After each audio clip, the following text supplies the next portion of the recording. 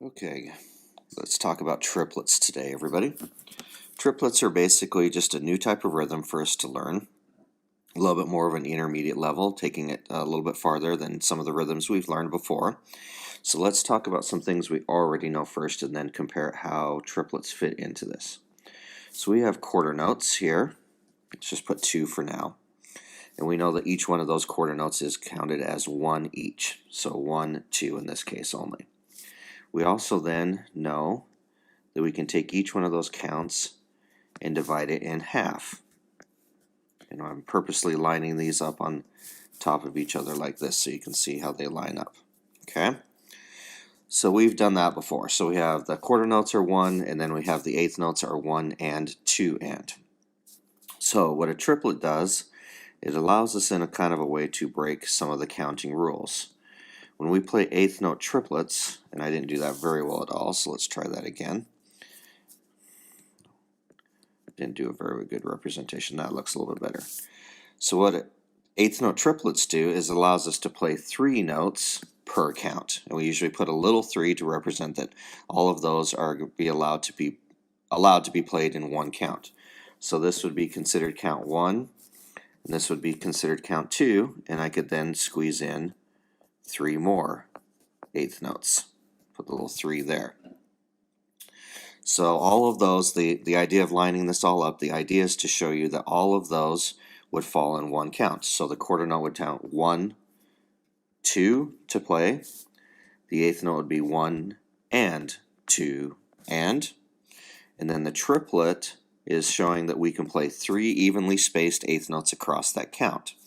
And generally, the triplets are counted. The first one is usually counted 1, or the beat number, and then trip for the middle, and then let for the last one.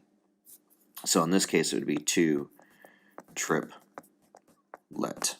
So 1 triplet, 2 triplet.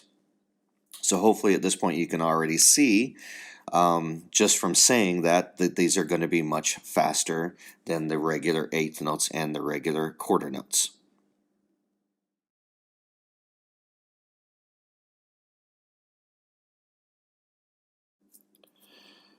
Okay, so now that we know what they are, let's discuss a little bit about how to play them. So let's take our triplet here. Just a basic triplet. We'll pretend it's on the first string open. It doesn't really matter. Again, we generally should have the 3 there to represent and remind us that it is a triplet and that we need to play all 3 notes in one count. So, as you guys know, that I'm very particular and picky about our down-up picking.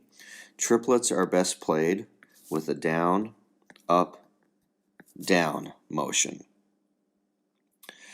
That way we get a nice even playthrough of those. We get to use the down up picking because we talked about in the previous segment that they are going to be faster, so a down up down is very important to kind of pull that off. Now it's especially important when we have 2 triplets in a row or more that we maintain that down up down for each one. We don't want to do this. This is not an effective way. Down up down up down, up.